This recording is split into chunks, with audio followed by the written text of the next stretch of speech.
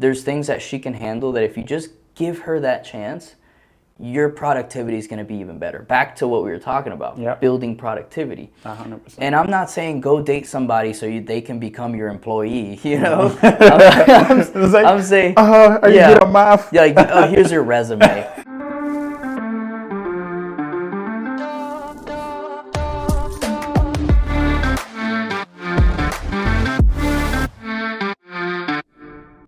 Hello, everyone. Welcome to another episode of the E-Formula podcast. I'm really excited for this specific episode. I have Sergio in the house. Thank you for having me, brother. You know, I'm still like kind of, wondering why Sergio was not the first guest because we live so close. We live like 5 floors away, and it's like we see each other every day. Every day at the gym, around the building. But I'm glad we get to make it, bro. Glad to be here, brother. Welcome to the podcast. You know, there's a lot of entrepreneurs out there that have started their journey early, but there's only few that was able to really have a massive breakthrough at a really young age, and Sergio is one of them. I was fortunate to get to see Sergio present at the event that he put together with, Cody earlier, right? Mm-hmm. Earlier in November. Yeah. October.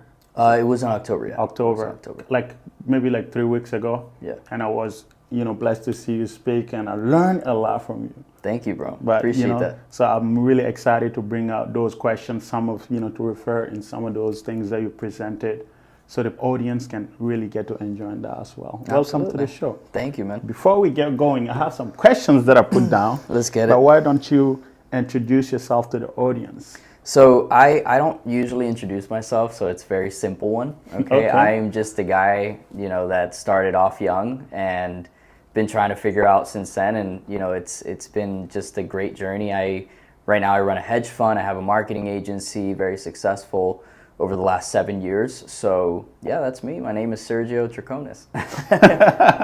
Wow, that's it. A really nice and simple one. We're gonna dive deep into it. Sergio, we spoke a lot. I know a lot about you, so it's kind of hard to put certain questions in perspective. Okay. But you mentioned, your beginning of your journey was not an easy one. You wanted to go one way, and your family wanted you to go another way, and you just decided to move towards the way you wanted to go. Can you tell us a little bit how that decision was, and how was the reception from your parents? Yeah, absolutely. And I wouldn't even say, it's more of like recommendations, right? Because at the end of the day, everybody has a choice on what they want to do. So for me, my recommendations, and I always knew this all my life, was either you're going to be a lawyer, an attorney, or something that has to do with a big degree, right? You're going to get a degree. And I never really had a passion for anything. I didn't know. I mean, there's a misconception. You're 10 years old, 12 years old, and people are telling you be a lawyer. You're going to believe it, right? Because there's nothing else that you know. So I did that for the majority of my life, and when I came out and told my parents, and I said, hey, I don't want to be any of these. I'm actually dropping out. I told them after I dropped out, actually. Wow. Yeah. It was after the fact. Yeah, you can only imagine. I mean, traditional family, I immediately turned into the black sheep. I was going to be an orthopedic surgeon, and immediately went from that to a dropout. And I knew I had a vision and a goal, and I knew that I needed a vehicle, and I wasn't going to let the fact that I didn't have a vehicle stop me from starting early, right? I mean, if you study all these successful people, you read a lot, so you know that the earlier you start, the better it's going to be for you. So I quit, and I got a chance at the first corporate job that I applied for, which is sales, right? If you're getting out of college and you want to make money, or if you're dropping out and you want to make a lot of money, you start selling. It's the best way to make a lot of money. Right now, there's a big boom in solar cells. I've seen a lot of people making a lot of money out of it. Well, Sergio, you mentioned something really interesting. You said, if you want to be successful, you want to start early, and I think that if you're watching this right now and you're less than 18 or you're 18, you are even in your 20s, it's like so much blessed. You're so much blessed to be able to have access and be willing to watch this type of content, because you're literally like part of the 1% of people that are interested in taking full responsibilities of their life. And it's a blessing to be able to start that early. You mentioned your first corporate job. It was in real estate sales. Real estate sales, yeah. And like you was out there looking for investors. Ironically enough, you ironically, and now you're doing hedge fund as well. Exactly, because I quit that job eventually down the line, and I said, screw this corporate life, I'm never gonna do it again. Now I'm back to raising capital. But yeah, that was the thing. Like I went to the owner of the company, I said, hey, I know nothing. Give me a chance, I'm hungry. And he told me to learn a little bit of marketing and sales before I started working there. I did. YouTube's there for free. All these books are here for a few bucks here and there. Yeah. And then he said to go start raising capital, and that's exactly what I did. Within 2 years, I started at like 20 years old. I raised like $9 million. Wow. I still don't know how I made it happen. I think it's just like repetition every day of doing the right things, and I made a lot in that job. Yeah. 9 million and like literally at 21, 22. At 21, 9 million. Wow. Yeah. Can you imagine the amount of work and discipline that one need to create to be able to raise that much amount of money, and doing it at the very early age is truly remarkable. That was like a stepping stone for you to be able to like move on to the next journey. Yeah, for sure. Like that was, because the owner as well, I tried to mimic what he did, right? You kind of want to influence, you want to be influenced by people who are doing a lot better than you and who you want to be like. So he was actually one of those people for me. Oh, the role model. Yeah, he was a good role model for me. So he helped me a lot with that. Yeah. Oh, amazing. You know, and another thing is that you was able to do better, like to do good for yourself financially also. Yep. And, you know, when was what did the leaving that job came about? You feel like you needed to change something, or you feel like you needed to do more? Or because I feel like it was a really comfortable position to be in at that age. Yeah. So yeah, for sure. I was making way more than anybody that I knew, and at least around that age. So I quit because I knew I wanted more. You know, there's a saying, you make a lot of money, then you have no time, or you have no time and you make no money. You know, I wanted to find that sweet spot of making a lot of money but having a lot of time. So I knew that wasn't going to be possible in the same job. And I quit. Like any financially independent 21-year-old, unnecessarily, irresponsible kid quit. Wow. So I quit around that time and I started day trading. So I became pretty successful at day trading as well. In Forex or other type of currencies as well? Like so crypto and Forex. Crypto and Forex specifically. I started getting into stocks later, but crypto and Forex mainly. Yeah. Oh, nice. I think that we was going to the car show last time, and you was telling one of your cousins that was with us that anybody in the world should be trading. It's a skill that you take it with you forever. If you learn how to trade, because all it is reading price. If you learn how to read price action, and you know what people are doing in that market, and you can make a few dollars off of every transaction, no matter where you are, it's always going to stick with you. Wow. To this day, I could go to a chart and say, hey, I want to make a few thousand this week or this month. And I could go do it and find an opportunity and do that, yeah. Wow, that's incredible. I know, Jack, I know nothing about trading. No, I saw you learning the other day. I look at the charts. And you're learning your this charts, is interesting. Man. Yeah. I just love it. It's very similar to a game that I play a lot. Yeah. And I'm like, okay, let me get into it and see this. You told me, you have a game that's like strategy and everything. Strategy. So it's really like cognitive. Yep. A lot of time I watch a lot of it late at night when it's like 1 and I'm not sleepy. I just watch some patterns. Right. Maybe in the future I'll be a good trader. Oh yeah. You never know, man. Right. You never know. I mean, you could just be working on one thing, and on the other one you have a chart, and you could.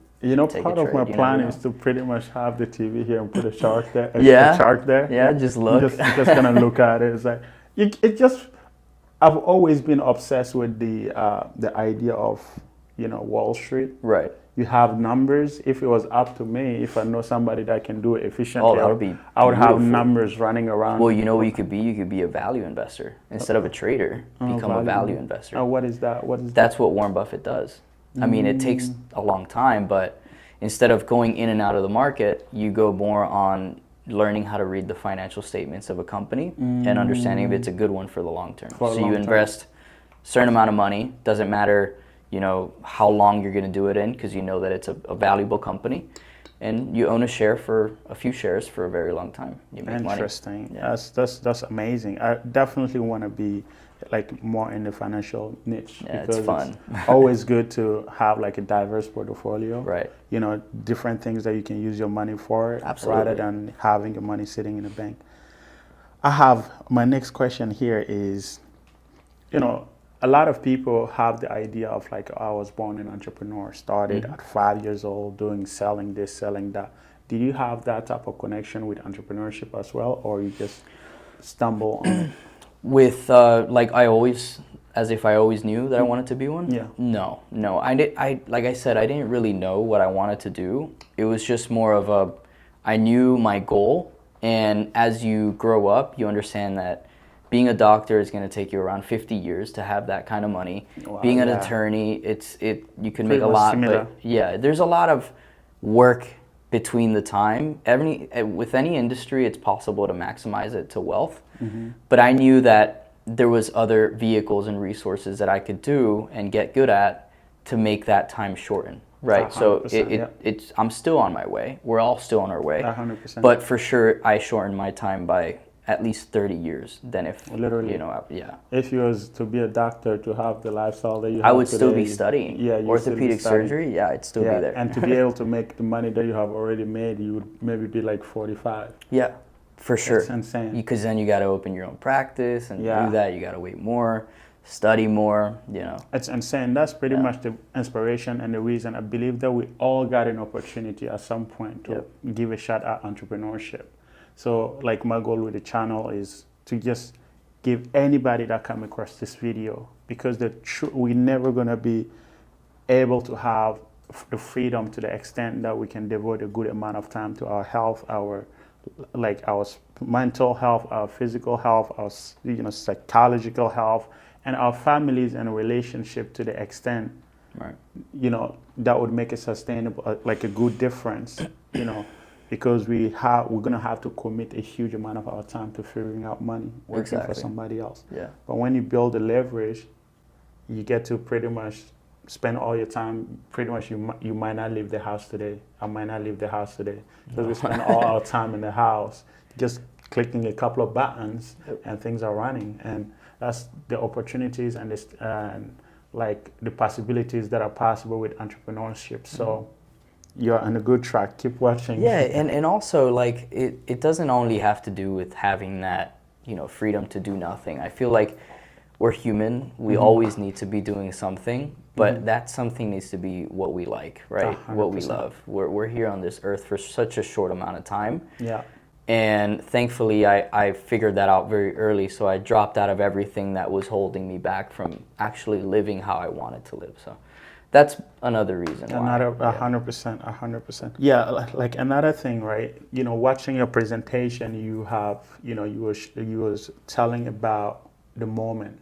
People have the misconception of, like in entrepreneurship, the hardship are not being advertised. It's not being promoted. People only get to see the penthouses, the amazing views, the cars, and all that stuff. Yeah. They don't see what happened behind the scenes. You saw the toilet paper. Yeah. I saw the toilet paper issue. I was like, wow, this is really something that, it's like a motivational factor. Right. As long as you're investing in yourself, it doesn't matter how negative you go. Mm-hmm. It's just there. Yeah, I mean, there's a saying that always stuck to me is if you're low enough, right? If you're at your rock bottom, there's no other way but up. So always look at the positive thing of everything. That's I hit my rock bottom. The reason why I said toilet paper is because my rock bottom was where there was a point where I couldn't afford not much, right? It was during the trading time. I started making some bad decisions, got in debt. Part of the process. And one day I took toilet paper from a Japanese restaurant, and I was like, I just saved $20 on my grocery list. And I was like, what the hell am I doing, man? Like, I got to stop this. That was when I told myself, I got to figure something else out. That was my breaking point, the toilet paper. Will always stick with me. That's literally where the question was going, right? Like, that breaking point, how did you manage to put yourself back together and then push through again? So it was definitely, you know what Dark Night of the Soul is? Dark night of the soul. No, A lot of people in meditation. Yeah, maybe in meditation. It was kind of like a depressive point, right? Where you're so happy with where you're at, and then it kind of falls, but it's more of a lesson, but you don't see it like that. So yeah, you will go through those times. 100%. It's inevitable, but it's either that or going back to where you were before, and usually that's like below rock bottom. For me, at least. Everybody's different. So 100%. I put myself together by opening up myself to new opportunities. That's it. Yeah. You know, there's like I had Sebastian, actually the first guest of the podcast, and he was mentioning, you know, when he was working on getting a breakthrough, and he got an opportunity to go back and join a company called Mind Valley. They're really big now. Oh, I know who they are. Right. Yeah. He got an opportunity. They was opening a new branch in Malaysia. Wow. And they didn't have search at all as part of their strategy. So they hired him for search, and then he started a division for YouTube. Right. And he grew their YouTube channel from 30,000 to like 3 million subscribers. He blew it. He blew it up, and it's like he's part of the success studies, and he created his own YouTube university now, helping a lot of entrepreneurs. But the lesson that I got out of it is like he was humble, right? Because as an entrepreneur, you have to, like, the cockiness of like, oh, I'm an entrepreneur, I'm gonna figure it out. Sometimes it's good to really, because when you start something, right, it's not a failure until you clock out. Correct. It's not a failure until you clock out. You can be like, okay, it's halftime. What I'm gonna do? Let me find a way to increase my expertise and come back after the, you know, in the second half. Yep. And that's what Sebastian did. He dropped his pride and he went and joined Mind Valley for a couple of years. You know, excel, like grow his knowledge, grow his expertise, and then go out and just go back on the second half and just push through. Exactly. So did you have to like do this type of adjustments? Absolutely. And there's two things, right? Like there's that misconception where entrepreneurs are always taking risk and they're always quitting something to go do something on their own. You don't always have to figure it out on your own. There's something else called being an entrepreneur, right? Which is you working in a company, right?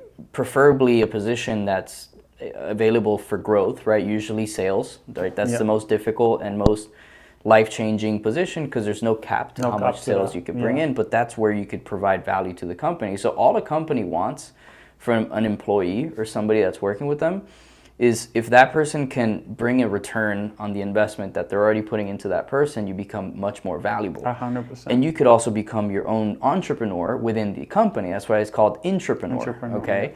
So that's exactly what I did. I found my partner Cody. You know, I paid some marketing for my page. I loved what they were doing. I started working with them. I said, hey, I have experience with communications and client relationships. Let me manage a bunch of clients for you. And slowly but surely, I brought so much value that now Cody and I are partnered in so many different things. But it was that. It's literally what you said, putting your ego aside and saying, hey, like, I don't need to figure it out myself 100%. On my own. I could go into an organization that's already figured it out and be the best. The way you do something is the way you do everything. 100%. And if you go in there, even if it's the smallest position, like booking calls or booking appointments, you better fucking believe I'm going to be the best booker for those calls. You know, 100%. I want to make as much booking so I could show the value and then get moved up to another one. Something interesting that Jordan Peterson mentioned is that people in the lower, like in the lowest echelon of labor. Yep. It's not nobody's lower status because every human is the same. We treat people equally. But he mentioned people in a lower level of the labor echelon, right? Imagine you are a dishwasher, and you are resentful of the manager. You're never gonna move up. You're never gonna be a manager. Yep. But if you really embrace your position as a dishwasher and you do it your best possible, be the best possible dishwasher. By the time you realize you're gonna have the chef calling you in the kitchen to look after some stuff. Exactly. And by the time you know, the chef is gonna tell you, hey, I'm not gonna be around today. Can you take over the kitchen because you already made most of those dishes and I was taking the credit. Just go in today, right? And you take the chef position for one day, and by the time you know, the chef is like, you are my ally now. And you work at the same level as the chef. Exactly. And by the time you know, the manager doesn't show up because you do a great job as a chef. The owner calls you, the manager calls you to replace him for the day. And that's how you slowly find yourself up there. And what happens most of the time, people can be really resentful of the status, of their position and the work, in the work echelon. You don't have to. Embrace it. The first thing that I did when I came to America was work in a sneaker store. Not even on the floor, on the basement. I work on the basement, literally stocking shoes. Right. I didn't speak English, so what am I gonna do on the floor? But you did your best at I did stocking my those shoes. best, literally. Yeah. And one of the most important lessons that I got out of it from Jim Rohn, he's like, no matter how much they don't appreciate the work you do, do not for a second think that you can get away with doing less, right? Or do not think for a second that you want to do less because they don't value what you are doing. Just do everything, give everything the best that you have, even though they're not giving you recognition. Trust the process. Somebody's watching, and the minute they get an opportunity to snatch you away from them, they will. That's one thing that really resonated with me back in my like sneaker store days. Yeah, I remember I used to work at a restaurant, Brio. I don't know if you've ever been to Brio. Yeah, that was like one of my first jobs. Wow. And I've always had that mentality, right? You kind of have to have fun with it. Make it into a game. It's the best way to have fun with it. So I was the busser. I was a busser for tables.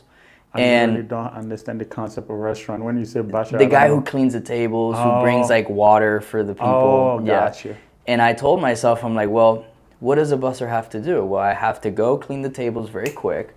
I got to make sure I know that the person needs water as soon as possible. So I figured out strategies, right? I was like, okay, if I clean the table like this instead of like this, it's actually quicker, right? It could be 5 seconds quicker, but it's quicker.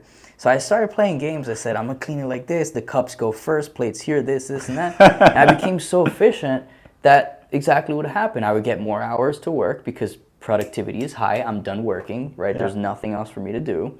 You get added more hours and you start kind of leveling up. Wow. But you should do that with everything. 100%. How you do something is how you do everything. 100%. That's a very nice way to put it. Yeah. I have another thing here, right? Like right now, you're pretty successful with like within the age bracket that we are. Like there's few people that have, like gotten to this level, and it's very easy to be complacent because you have a huge amount of comfort. Like what keeps you going? That's a tough one because I go in and out of that one, to be honest. You know, to be transparent with everybody, it's you get to a level and then you have a lot of time, you're making a lot of money, you get comfortable.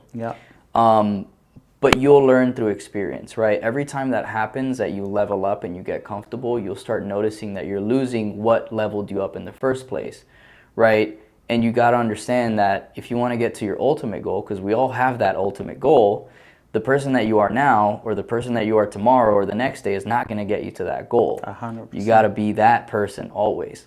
And that's what keeps me motivated, having the ultimate goal. And even after that one, I have another one. You always got to have little goals. That helps a lot. That's very powerful. And I know, I think a lot of people can really leverage that. I like to use the notion of reaping and sowing, right? In Africa, it's very common. A lot of people is sustained through just, agriculture, right? And the food that they're eating today is what they have reaped last year. Exactly, yeah. And what they have planted the seed. What they have reaped last year was the work they did a couple of years ago. Exactly. So if you're chilling today, you're spending the fruits of your labor from 2 years ago. What's going to happen 2 years from now? Oh my God. That's a great point. You always need to be planting a seed. It's so crazy that you're mentioning this because last night I was talking to my girlfriend about this and I was like, hey, we have so much time on our hands. We're literally working to raise capital and this has a lot to do with relationship building and meeting new people, and that's not a rigorous game. You go to events, you go to places. And I was telling her, I'm like, we need to do something in that in-between gap. 100%. Right? I need to learn something. So I'm like, let me do a course. Let me learn we're in finance. Let me try to get this Series 7 license. I mean, why not? It's a game 100%. at the end of the day. Yeah. So once you start getting that time, and for everybody listening, you will have some time. Yeah. When you become some type of successful, you'll have time to spare, and you always should use that time productively. The last thing you want to do is create busy work for yourself. 100%. That's going to bring you down. Yeah, if you're busy and it's not productive, you don't want to be busy just being busy. Exactly. You want to be busy being productive. Yep, exactly. That's an amazing way to put it. Because like if you think of the notion of the work that you did 2 years ago is what you're enjoying now, and you feel like you're sitting today enjoying what you did 2 years ago, what's going to happen 2 years from now? You're like, oh, why there's no plan? Exactly. There's no seeds being planted. There's no seed being planted. You're not going to get anything. Yeah, it's the long game, man. It's the long game. A lot of people watching this channel is going to be somebody that is thinking about the concept of entrepreneurship, who want to listen, to current entrepreneurs to just get an idea of when is the right time to become an entrepreneur. From your standpoint, when is the right time for somebody to become an entrepreneur? So I think you could become an entrepreneur at any time, right? Entrepreneurship doesn't mean quit everything, take risks now. It just means creating something that's of value for somebody else, solving a problem for someone else. That's 100%. All it is. So you could do that in your 9 to 5. You just wake up a little earlier, you work on that side hustle that you have, and then you come back from work and you keep working on that side hustle. There's always going to be a few hours in the day.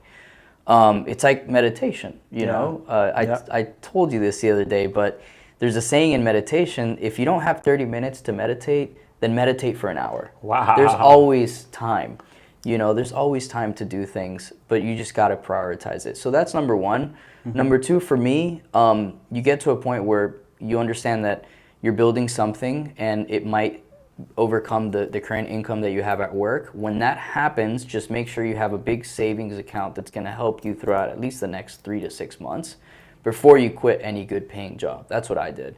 I didn't quit just like a crazy person. I made sure that whatever I was doing is going to sustain me. Yeah, like I know people who did it. I mean, it works out for them, but they were more stressed than I was. Like me. I don't like being stressed. Most definitely. So, yeah, I mean, there's 2 ways to do it. You don't have to be so crazy about it. This notion of like becoming an entrepreneur to look like you're signing a debt. Oh, now I'm an entrepreneur. This is how. Now I'm working 24/7. You don't have to sign any agreements. What you can do is just, I would say, even start with the entrepreneurial mindset, watching videos like that. Maybe you're starting like, I don't want to work for somebody, but you want to, but you don't know what to do, what you can do, what type of value you can bring to the marketplace. And the marketplace doesn't just pay you by time; they pay you according to the amount of value you bring. You can work 24 hours in the marketplace and make $10 an hour, and somebody else make a 10-minute phone call and get paid $60,000. So what you want to do is pretty much pick up some entrepreneurs that you feel like you connect with as well, and start reading anything, watching any videos that was featured, and that natural integration would lead you somewhere. I think that's what happened to me. Started listening to a lot of entrepreneurs, and I was like, wow, this really resonates with me. Yeah, you'll start learning through others, and 100%. If you have $1,000, $5,000 to invest into something, make sure that it's yourself first, because that's gonna pay you way more in the future. 100%. Yeah, there is no. I think Warren Buffett said that. Everybody, it's crazy. Every single billionaire I've listened to has said that. Yeah, it's like your best investment you can ever make is on yourself. It's so simple. People are always asking, "Hey, what's a good investment I could get into? What's a good stock?" Right. Yourself. Yourself. I think this is one of the big drivers that have driven me to create. I have right now I have created a total of 4 software. Yeah, I know. It's crazy what you're doing. Like CountBooks app for like accounting and stuff. I created that in the midst of COVID, and that there's always learning lessons. I figure out it's a hard industry to break into. have the restaurant app. I have the smart menu. Now we're big into hosting as well. Yep. So a lot of other things. But when you realize that, okay, when you put the money on something, they're like, oh, when you put that money here, in 10 years from now, the $10 can become $100. Mm-hmm. And you figure out a way that, oh, what if I can take the $10 and create something that can produce $5 a month? Yep. You know, it's like, yeah. Let's give it a shot. And I know that I'm going to be the person that is leading the boat. Exactly. And I know the work ethic that I have and everything that I have, I'm now going to, it's just me and me alone. If I mess it up, it's me, you know. So that would spark another type of aggressivity as well. Yeah, and, you need that mindset. And know. being involved with, like, because it's hard to get, if somebody tells you they're always motivated, they're lying, right. You know. But if you have, like, okay, your motivation, it's not an option because, you know, you're all in this. Exactly. If it doesn't work out, there's no way it's not even going to work out because it's either make it happen or not. Yeah, you can't half-ass it. You know? You can't half-ass it. Yeah. This is really interesting. I know people are getting a lot of value right now. Another thing is, like, what inspires Sergio? What inspires me? Wow. So I think what most inspires me is how much value I can bring to people in a short amount of time, right? How can I create such productivity where I could impact as many people as I can with doing the less amount of work? And I think that's something that any entrepreneur needs to figure out, because we can only reach certain amount of hours in the day and certain amount of work before we burn out. 100%. And you know, if you figure out a way to be productive and do that, you will get very far. So that inspires me, helping more people, of course, and just the vision of myself in the next 10 years, 20 years, it helps inspire me every day. That's powerful, most definitely. You know, another thing that I really, that I've noticed, you're a very disciplined person in a very extensive way. You always try to optimize your time. Yes. Anything that you're going to do, you think of it like, okay, the amount of time that I have to invest, is it going to equate something? And I think that's a very big discipline also that kind of that have contributed for sure. Yeah, I mean, I think Elon Musk says this, where if you give yourself 30 days to do something, you'll do it in 30 days. If you give yourself 3 days to do it, you'll do it in 3 days. 3 days, 100%. You know, it's all the same. It's just, it depends on how much distraction you have. This one is a big distraction. 100%. For me, at least, it's been, you know, it's tough when you have a phone in front of you. But if you're able to get rid of all those, you could do that 30-day work in 3 days. In 3 days. And that's what's productive. You know, like, there is a lot of entrepreneurs out there that are, you know, pushing hard on the notion of working hard. Yeah. And I've heard you say a couple of times, working less. What is, like, the clear definition of, like, you know, because we are pitching entrepreneurship, and we know entrepreneurships are the people that are changing the world, and we are here talking about working less. Yep.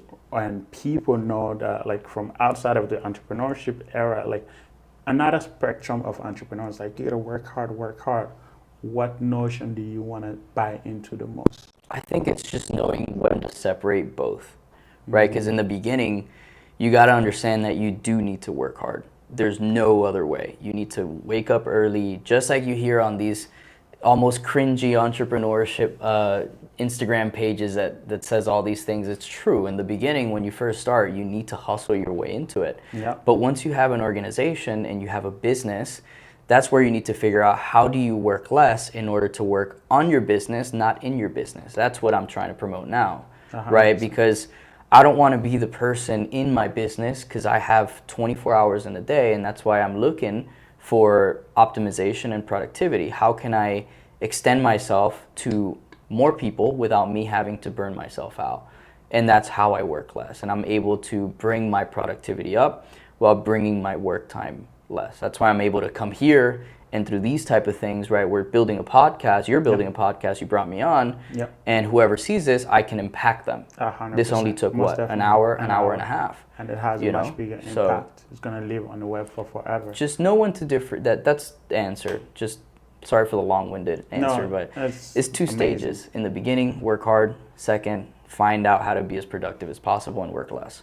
You know, like, one of the things that I've noticed it's really powerful. It's like working hard entails a lot of movement, right? A lot of movement in some sort, and a lot of intense focus on some stuff. Right. And that kind of gives a specific type of results. And I believe there's levels in your business that type of result is now going to benefit you than, sitting for 4 hours reading something. Correct. Right? Like the Bill Gates of the world, the Warren Buffetts of the world, they read like 4 hours minimum a day. Yep. Right? And somebody else is going to be sitting in a computer, complex, sheets and, phone calls all day, fly here all day. Right. And it's like a different lifestyle, different situation. But what I've noticed that the people that are at the top, they do less movement. Yeah. They do less movement. And now it's like, okay, we're working hard now. And what, like, from your answer, I kind of was able to bring something together. It's like, you have to work hard before you build the resources. Correct. Because you working like that much would take a lot of time away from the things that need your time. Yeah, mostly that deserve your time, like your family and other aspects of life. Just imagine if Jeff Bezos was at an Amazon warehouse, packing up boxes. It's just, you can't do that forever. Efficient. He's not able to fly and meet a president of a country and try to work out a deal to bring Amazon to that country, for example. Yeah. Right? It's just, you got to know where you are and what you could do for yourself to maximize your business and hire out and outsource so that productivity can stay the same as if you were doing it, but you're working on bringing more. You're providing value for other people, but you're also creating jobs. It's a beautiful thing. Capitalism 100%. is Powerful. That's what I believe in the most. 100%. You're creating wealth for other people, jobs for other people, and at the same time for yourself and your family. I mean, it's a win-win-win. Yeah, there's this notion of people hating people that are really successful or uber rich. But then they go to the job that uber rich person created. And the funny thing about it is that people never think for half a second, how hard is it for you to make $500 a week at your job? It's tough. You're gonna bust your ass, right? Yeah.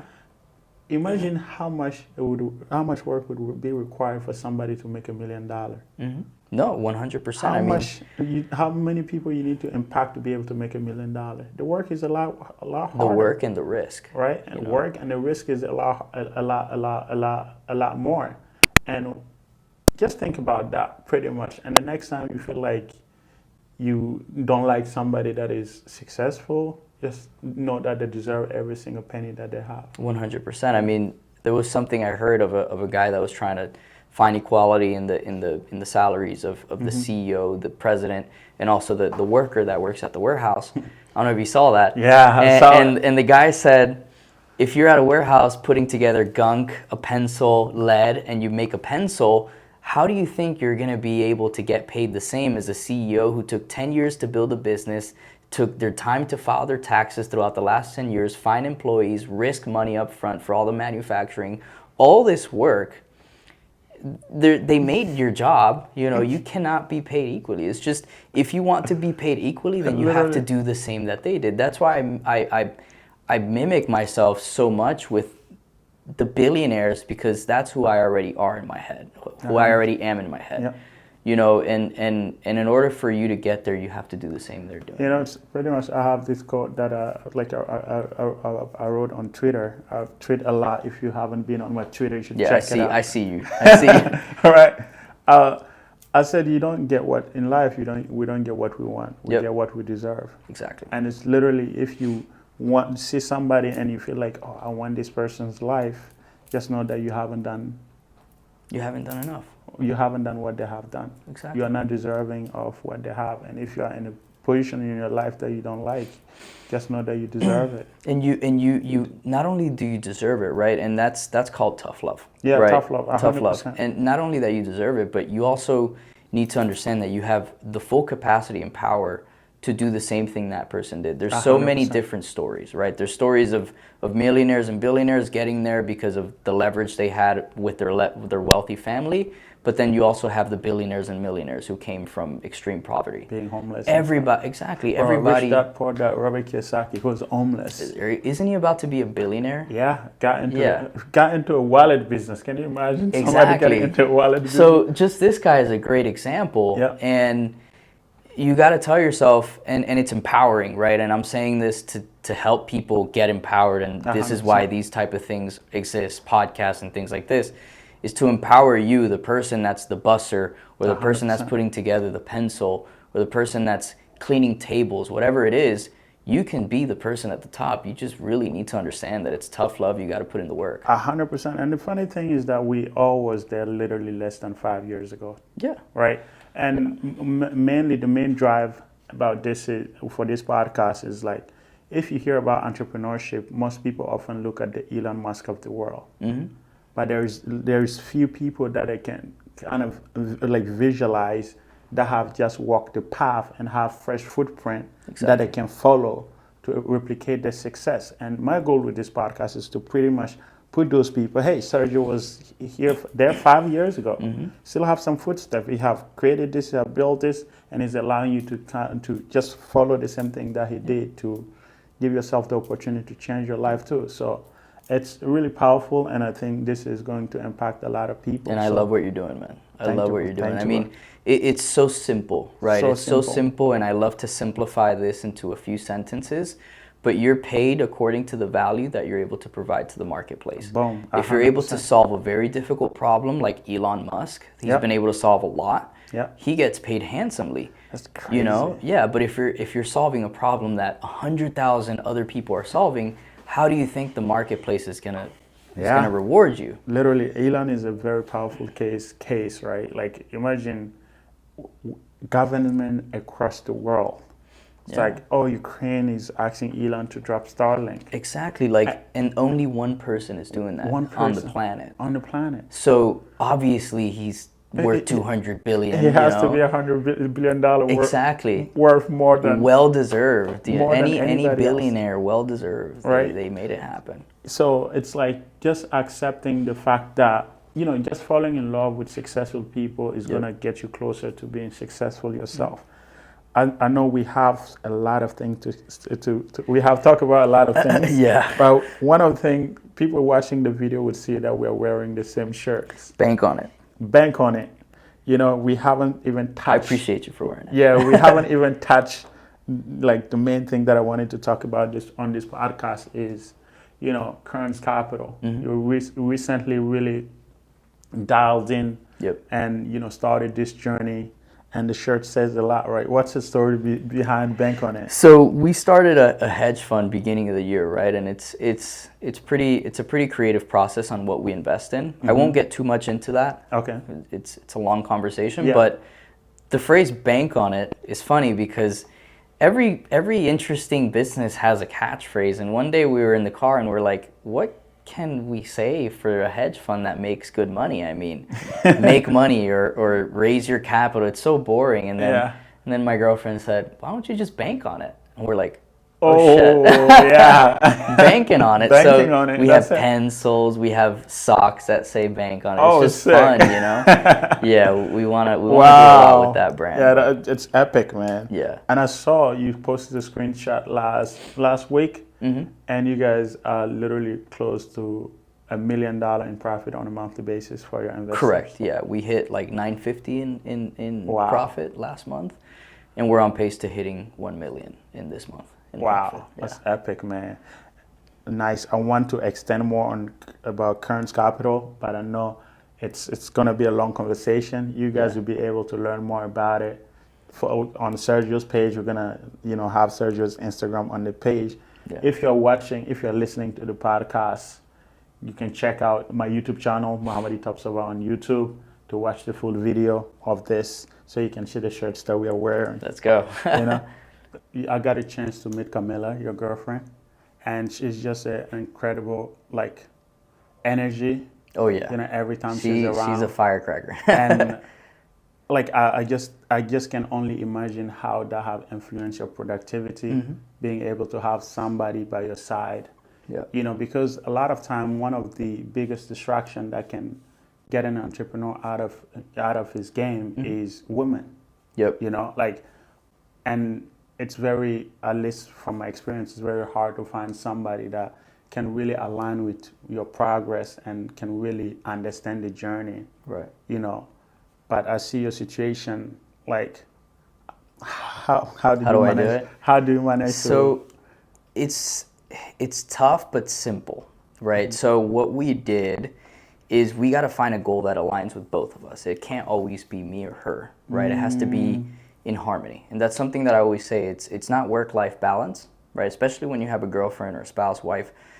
If there's no balance, okay, I don't believe in balance anyway, that's where the relationship gets hindered. But if you find harmony, work-life harmony, not work-life balance, well, that's where you can start incorporating your significant other, right? You could start bringing them on to work with you. You could say, hey, I'll pay you a small salary to do this, or hey, we're doing this together because we have a common goal. And that's something that has helped us tremendously, is not making goals separately, but making them together. Hey, I want a car or I want a house. Well, the car is for me because she doesn't care, but the house is for both of us. It's a huge 100%. goal for both of us. And of course, it depends on the girl. It really depends. There's girls that I've gone out with that, they don't want to work. They want to be relaxing. But you just got to find the right person for you. 100%. And they got to be extremely honest with you, almost like a business partner, right? Camila, for me, when I say something or do something incorrectly, whether it's a business transaction, a personal transaction, whatever it is, after that, she will literally chew me out, like if she's my business coach, and say that I should do this better for the next one. So have that person that's always looking out for you to level you up, 100%. and vice versa. You always got to do that for the other person as well. But it's a mix of finding the right person that wants to hustle with you, and the person that's going to be radically transparent with you. Like one of the things that I kind of felt when I started my journey, I believe that dating could be a really big distraction because it provides comfort, and I think like I could be 100% wrong. Maybe it's just based on my own understanding. No, you're not wrong. It just depends on the person. Yeah, it really does. So like, but I always imagine like having, somebody that literally can take care of the mundane things. Like a lot of time, you get in a relationship to make your life easy, right? Yep. Not harder, Yep. right? Imagine you are in a relationship where you have to figure out, like as an African man, we like literally take finances. A woman that is married to an African man, we don't have to spend a penny because that's part of our culture. And being a Muslim, your wife is your responsibility all out, all the way down to her underwears, But another interesting aspect is like, okay, imagine you're gonna take all of that in charge, and then you have to figure out about food. And then you have to figure out about, giving like that person time, and then not providing anything, like bring anything of value in the table. So yeah, and it's funny. The reason why I keep saying it's got to be the right person is because I know that there are some people out there that do not like it when their spouse or significant other tells them what to do, or hey, we should do this together, and you have to have your own tasks and stuff like that. But I consider us three things. We're in a relationship, we're best friends, and we're business partners. Okay, so we each we delegate things, right? So she does this around the house and also in the business, right? She's actually the girl, she manages all my money.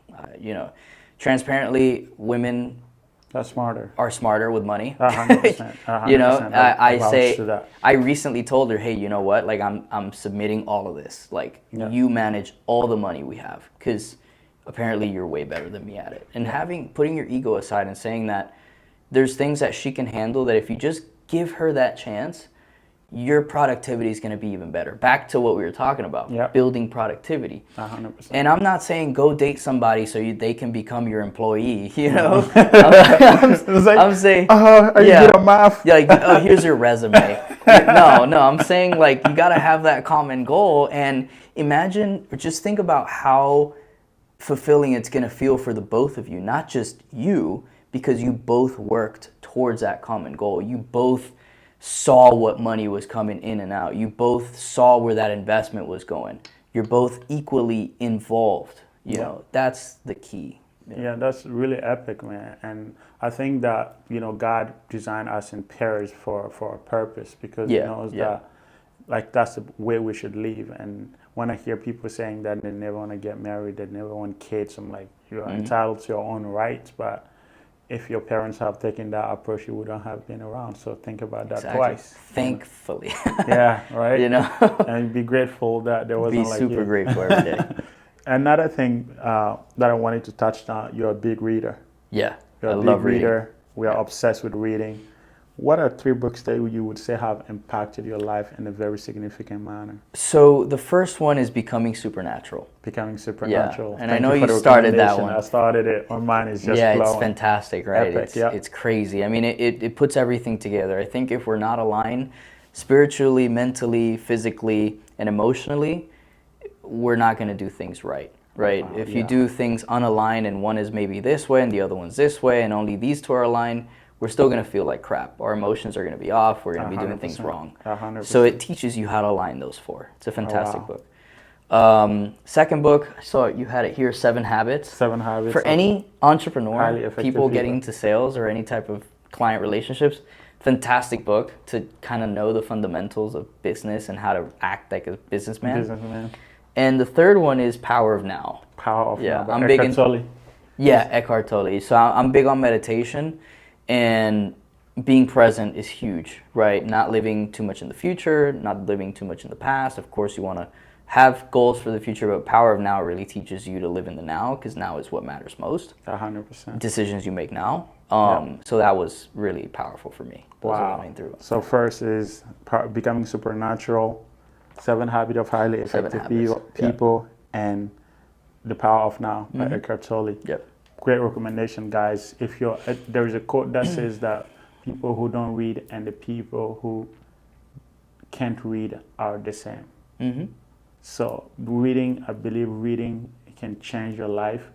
If somebody have worked hard for 60 years, like have run a business for 60 years and commit like a year or sometimes even up to 4 years to writing a book to put in your hands for $30, I believe there is no other investment that you can invest that can yield the type of profit that you can get from a book. So, Sergio, this was amazing.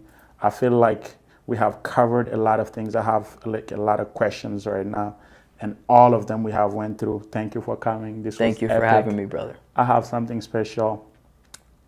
Every guest of the podcast, I give them access to my library. Sweet. To go ahead and select any book that speaks to you.